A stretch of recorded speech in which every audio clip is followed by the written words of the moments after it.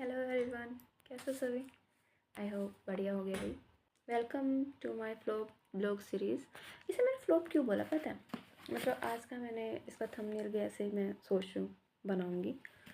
इसे मैंने फ्लोप इसलिए बोला क्योंकि मुझे खुद भी विश्वास नहीं है कि मैं ये ब्लॉग कंटिन्यू रखूँगी क्या नहीं रखूँगी।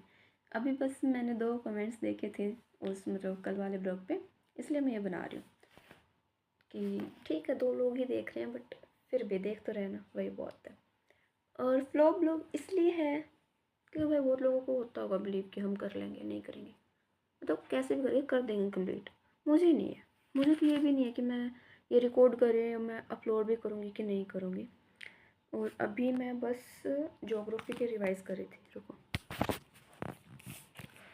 तो ये ज्योग्राफी के कुछ ऐसे टॉपिक्स हैं जो मेरे को बिल्कुल भी ऐसा नहीं हो रहा, मतलब मैं पढ़ती हूँ मैं फिर भूल जाती हूँ, मैं फिर पढ़ती हूँ मैं फिर भूल जाती हूँ, फिर मैं टेस्ट देती हूँ फिर मुझे याद आता है शिट ये लाइन मैंने पढ़ी थी बट मुझे याद नहीं है। पता नहीं, शायद मैं ही ऐसी हूँ जिसके साथ ऐसा होता है। तो ऐसा नहीं है मैं कि मैं इसमें मतलब रेगुलर नहीं हूँ, मैं पढ़ाई में भी रेगुलर नहीं हूँ।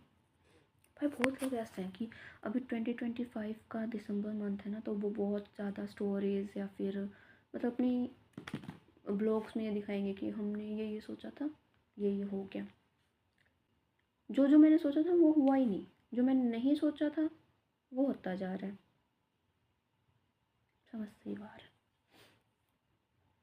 क्योंकि मेरे साथ शायद मैं वैसे इंसान हूँ जो जो सोचती है वो तो होता नहीं, जो नहीं सोचती वो हमेशा होता है। और आज मैंने सोचा था मैं बायो करूँगी, मतलब बायो का स्टार्ट करूँगी दोबारा से।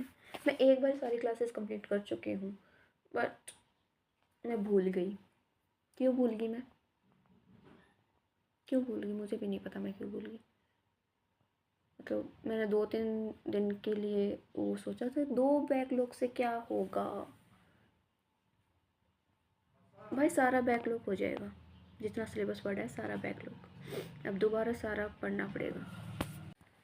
अब मुझे नहीं पता, शायद ये मेरे साथ ही हो रहा हो, मतलब मुझे कंटिन्यू रिवाइज़ करना पड़ता है। मतलब अगर ये नहीं हो सकता कि मैंने आज ऐसा हो जाए कि 3 दिन मैंने पढ़ लिया फिर मैं 3 दिन कोई और सब्जेक्ट करूँ, बट फिर मेरे को रिपीट पे रिवाइज़ करना पड़ता है, वरना मैं सारा मेरा तो क्लियर हो जाता है। तो अभी ना बायोलॉजी को छोड़ो, बायोलॉजी मैं सोच रही हूँ मैं कल से स्टार्ट करूँगी दोबारा से। अभी टाइम है, एग्ज़ाम में बहुत टाइम है। मेरा एग्ज़ाम अप्रैल के आसपास है, अप्रैल मे बी फर्स्ट वीक में हो, अप्रैल में। तो अभी ना मैं साइक्लोन पढ़ रही थी ज्योग्राफी में, तो मैं तुम्हें साइक्लोन पढ़ाती हूँ। या ब्लॉग्स में मेरे पास और कुछ है नहीं बताने को, ये चीज़ें हैं जो मैं तुम्हें बता सकती हूँ।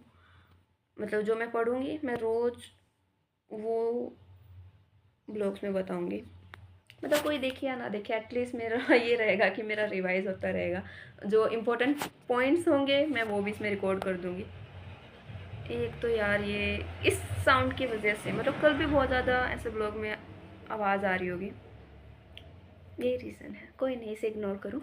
तो मैं अब से पता है क्या करूँगी, मैं तो मैं सुबह से जो भी पढ़ूँगी पहले पढ़ के फिर रिवाइज़ मैं ऐसे करूँगी जिससे ये वीडियो में रह भी जाएगा और मुझे कभी रिवाइज़ करना हुआ तो मैं नेक्स्ट टाइम भी मेरे ब्लॉग्स देखूँगी। मतलब मैं अच्छी टीचर नहीं हूँ बट स्टिल लेट्स ट्राई। तो मैं अभी ना साइक्लोन पढ़ रही थी, तो मैं तुम्हें साइक्लोन के बारे में जो चीज़ें मुझे समझ आई मैं वो बताती हूँ। साइक्लोन के लिए ना पहले तो एक कंडीशन होती है, कितनी 4 कंडीशंस होती हैं, तो और भी होती होंगी, मेन 4 कंडीशन यही है। अगर एक मतलब साइक्लोन अगर आता है, मतलब साइक्लोन अगर क्रिएट होता है तो उसके लिए क्या होता है, एक लार्ज सी सरफेस होना चाहिए, ठीक है, और प्रेजेंस ऑफ कोलिजन फोर्स होना चाहिए, small variation in vertical wind speed होनी चाहिए, अपर डायवर्जन होना चाहिए, तभी साइक्लोन क्रिएट होगा। अब साइक्लोन भी पता है क्लॉकवाइज और एंटी क्लॉकवाइज होते हैं, तो क्लॉकवाइज साइक्लोन कब आता है और एंटी क्लॉकवाइज साइक्लोन कब आता है वो हमें मतलब मोस्टली एग्जाम में वो पूछते हैं, और क्यों आता है हमें भी वो पूछ सकते हैं, तो मैं बताती हूँ। तो जो एंटी साइक्लोन है, एंटी साइक्लोन होता है जैसे एक मिनट को इसलिए देखो, अभी तुम्हें ये दिखाई दे रहा होगा, ठीक है, वाला जो मैंने बना रखा है। तो जैसे सबको पता है कि जो हवा होती है वो लो प्रेशर की साइड हमेशा, मतलब हाई प्रेशर से लो प्रेशर की साइड मूव होती है, ठीक है। मतलब कि अगर हम पॉइंट ए को माने कि पॉइंट ए है वो लो प्रेशर है और पॉइंट बी है वो हाई प्रेशर है, तो ए बी की साइड नहीं जाएगा, गलत, बी हमेशा ए की साइड आएगा क्योंकि वहाँ पे लो प्रेशर है वहाँ पे, ठीक है। तो उसकी वजह से मतलब जो एक बार के लिए मान लेते हैं यहाँ पे ये वाला लो प्रेशर है, ये हाई प्रेशर है चारों जगह पे, तो जो ये वाला है जो मैंने पेंसिल से करा था ये वाइन हवा आ रही है इनके पास, ठीक है, लो प्रेशर की साइड। लेकिन मतलब सदर्न हेमिस्फीयर की बात कर रहे हैं अपनी। सदर्न हेमिस्फीयर में क्या होता है, मतलब कि जो कोरिजन फोर्स की वजह से हवाएं हमेशा लेफ्ट साइड चलेंगी, ठीक है, लेफ्ट साइड क्यों चलेंगी, कोरिजन फोर्स की वजह से हमेशा सदर्न हेमिस्फीयर में फोर्स रहता है। इसकी वजह से जो साइक्लोन बनेगा ना वो एंटी क्लॉकवाइज बनेगा। ये जो है ना, ये है फोर्स की वजह से इसकी डायरेक्शन चेंज होगी। अब ये एंटी क्लॉकवाइज चल रहा है, तो हमेशा याद रखना जो सदर्न हेमिस्फीयर होता है उसमें हमेशा साइक्लोन एंटी क्लॉकवाइज रहेगा, और जो नदर्न हेमिस्फीयर होता है उसमें हमेशा हवाएं राइट की साइड चलती हैं।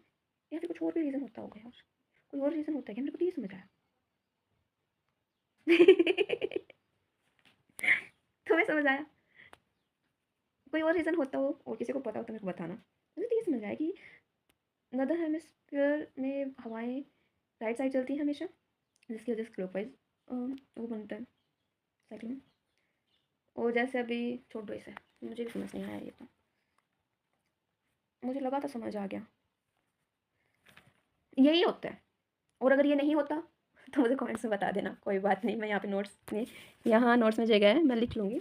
अगर कुछ और होता है तो वो भी बता देना, ठीक है। तो यार मैं क्या पढ़ाऊँगी, पढ़ाऊँगी भी क्या, मैं सोच सच बताऊँ मैंने बहुत, मतलब तुम सोचते हो इतने नोट्स में से, मतलब इतने नोट्स में मैंने सोचा था ये जो टॉपिक है, ये टॉपिक मुझे आता है तो मैं ये बताती हूँ आज। छोड़ो छोड़ो अब छोड़ो यार। ठीक है, अभी दो टाइप के साइक्लोन्स होते हैं, चलो आगे बढ़ते हैं। हमारी टीचर बहुत ही थोड़ी ख़राब है, बहुत तो नहीं है बेचारी, खुद समझने की कोशिश कर रही है, तो अभी के लिए माफ़ करो, अभी के लिए मुझे तो हमेशा के लिए माफ़ करते हैं। तो जो साइक्लोन है, साइक्लोन होते हैं दो टाइप के, नहीं क्लोक और एंटी क्लोक हो गया। अभी जो होता है ना कि साइक्लोन, एक ट्रॉपिकल साइक्लोन होते हैं, एक टेम्परेट साइक्लोन्स होते हैं, ठीक है।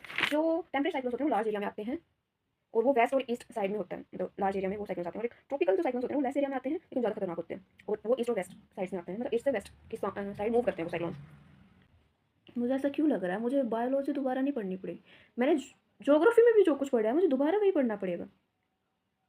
मेरे तो रिवाइज करने का तरीका ही बहुत खतरनाक है ब्रो। इग्नोर किया करो जो बैकग्राउंड जो म्यूजिक मेरे चलता रहता है उसे इग्नोर करो, क्योंकि इस बैकग्राउंड म्यूजिक के चक्कर में मैंने अभी तक ब्लॉग्स नहीं डाले। बाकी मैं ब्लॉग डालूंगी तो मैं रोज़ यही डालूंगी कि मैंने क्या पढ़ा। अब मुझे ऐसा लग रहा है मैं तो कुछ नहीं पढ़ा, ठीक है।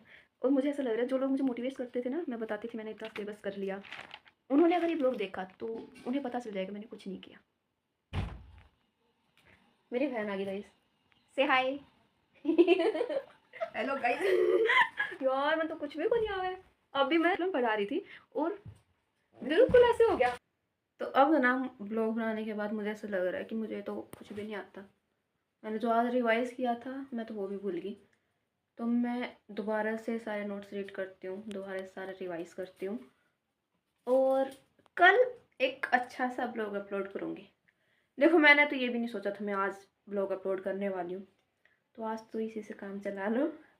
बाकी देखते हैं, मैं कल एक अच्छा ब्लॉग, मतलब कि अच्छे से पढ़ के एक अच्छा सा ब्लॉग अपलोड करने वाली हूँ। Okay, till then bye bye.